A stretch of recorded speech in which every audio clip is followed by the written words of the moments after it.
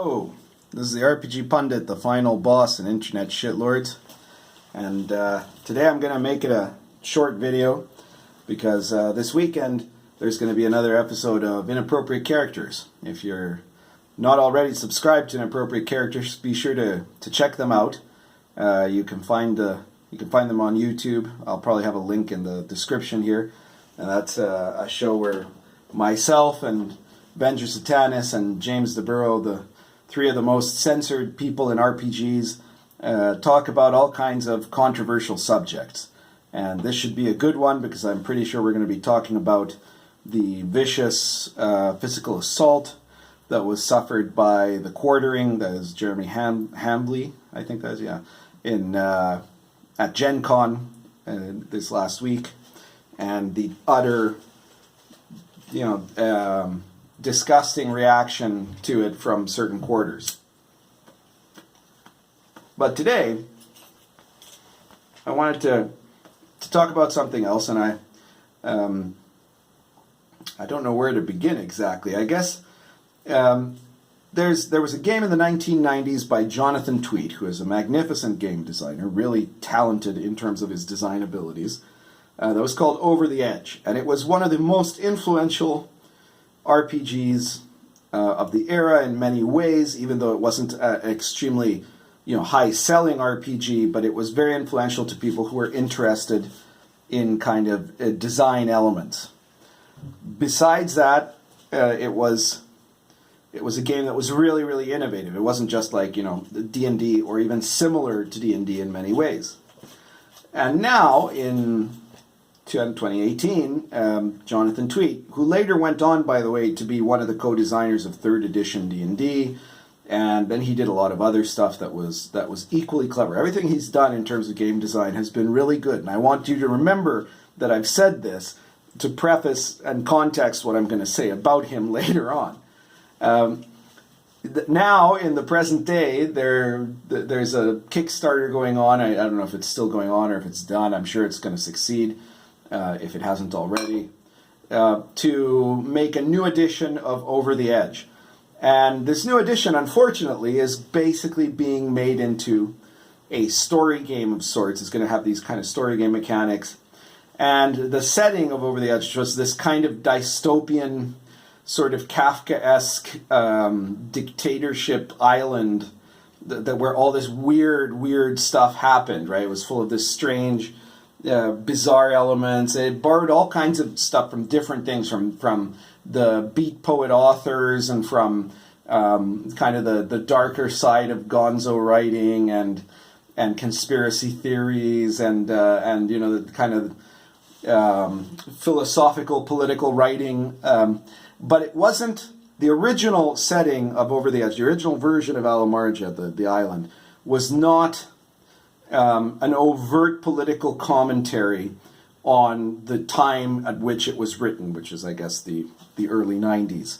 Like, it wasn't talking about, I don't know, Newt Gingrich or something like that, right? It wasn't addressing things in a blatant and cheap way about what was going on, and that's why it's so valid even today. If you look at the material that's in Alamarja and in the setting of Over the Edge, there's still all kinds of stuff there that is that you can look at and that's fascinating, right? There's stuff about celebrities turned into cult leaders, and there's kind of this material about what it is to be human and the nature of this kind of the dystopian side of government bureaucracies and things like that, right? It's just great stuff.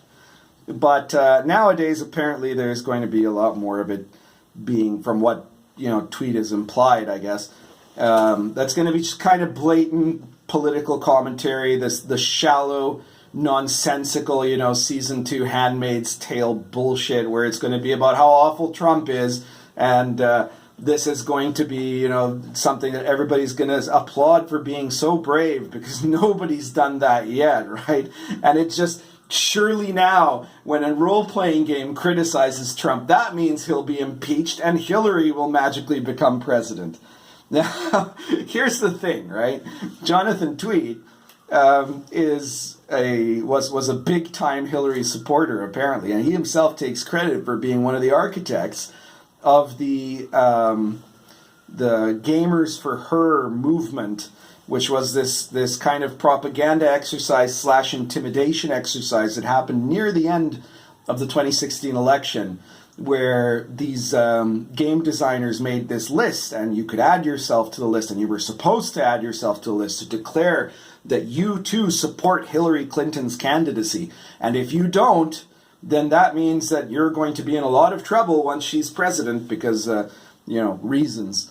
And, of course, you'll get cut out of the hobby and whatnot. So you'd better make a blatant political show of your support for our first woman president that is bound to win, which was, of course, what they all thought at the time.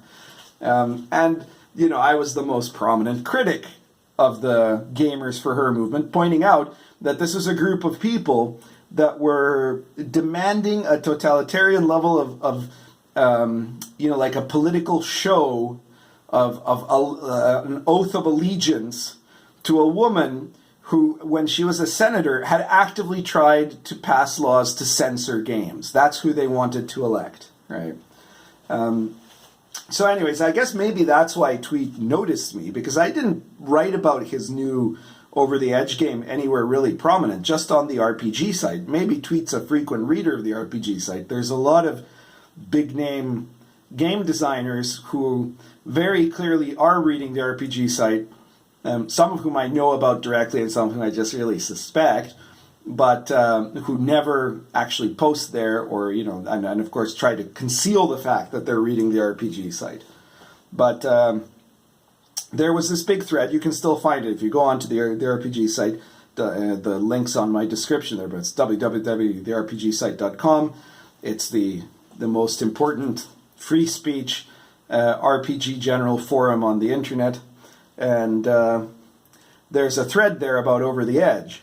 And I made some comments criticizing the fact that some people were saying that Over the Edge was the first story game or something like that, because it wasn't, because it has nothing in it that is an actual story game element. But I just said this on page 12, I don't remember what page, but not even on the first page of the thread, right? You have to really go in there and read the whole thread. So I guess maybe Mr. Tweet is one of these guys that will look up every little thread about his project. I can understand that. I mean, I get really excited anytime I see someone writing about Dark Albion or about Lion and Dragon or Lords of Olympus or whatever. So I can understand that. But he saw that, I guess, and then he went and he did a public post on his social media. He didn't write on the RPG site. Of course, that would require courage. But instead, on his site, he went and he wrote something about how I've criticized his game, and then he pointed out some things about, I criticized the new edition of his game, right?